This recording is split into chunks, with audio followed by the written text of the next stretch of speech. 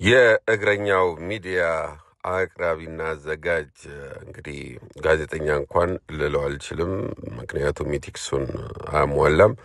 እንግዲህ እያደረገ ያለው ብዙዎችን አስቆጥቷል። ምን እያደረገ ነው? ሚዲያ ላይ እንደዚህ አይነት ነገርን አላማ የሌለው ነገር ይዞ የሚቀርበው እያሉ ብዙዎች እየተቹት ነው። እናንተስ ምን ትላላችሁ? ኮሜንት ላይ ያስቀምጡልን። መልካም ጊዜ።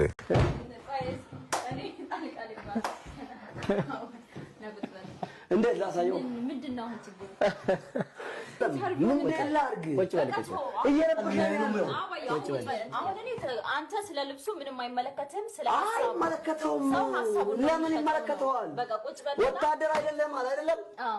እሺ ፕራክቲካሊ እንዲህ ላሳየው። በእውነት ላሳይ።